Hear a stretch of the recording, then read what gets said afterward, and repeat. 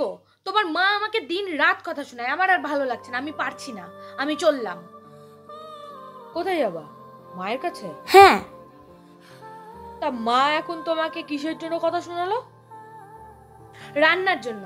আমি নাকি রান্না পারি না।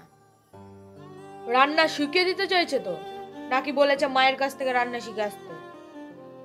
না, বলেছে আমাকে রান্না শিখে দিবে।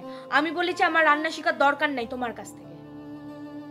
ও, তাহলে ভুলটা কার? শোনো, অত কথা আমি জানি না, আমি আমার মায়ের কাছে যাব, ব্যাস। তোমার মা ভালো? হ্যাঁ, তোমার মায়ের থেকে 10 গুণ ভালো।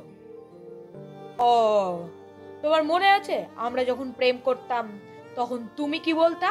আমার মা ভালো না, আমাকে সবসময় মারে বকে, আমাকে উঠতে বসতে কথা শোনায়, আমার মা আমাকে ঠিক মতো খেতে দেয় না, আমার মা আমাকে ফোনে কথা বললে বকে, আমার মা আমাকে এটা করলে মারে, ওটা করলে বকে। আশা করি আমার মা সেই ব্যবহার তোমার সাথে এক গুণও করে না। হ্যাঁ, হতেই পারে ভুল কিছু করলে বকা দেয় বা শিখিয়ে দেয়, তা বলে তোমার মায়ের মতো তো সবসময় খিটখিট করে না। তাহলে এই 2 বছর যে টিকে আছো আমাদের বাড়িতে, সেটাও টিকে থাকতে পারতা না, কবেই চলে যেতা বাপের বাড়ি। আমার মনে হয় তুমি বিয়ের আগের থেকে বিয়ের পরে আমাদের বাড়িতে এসে বেশি ভালো আছো। তো তুমি আমার মাকে নিজের মায়ের মতো দেখো, দেখবে এই ছোটখাটো ঝামেলাগুলো আর হবে না। বুঝেছো পাগলি?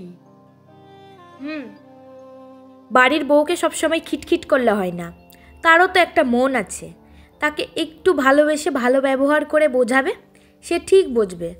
সে তার শাশুড়িকে নিজের মা, শ্বশুরকে নিজের বাবা বলেই মনে করবে, আর খুব ভালো করেই সংসার করবে।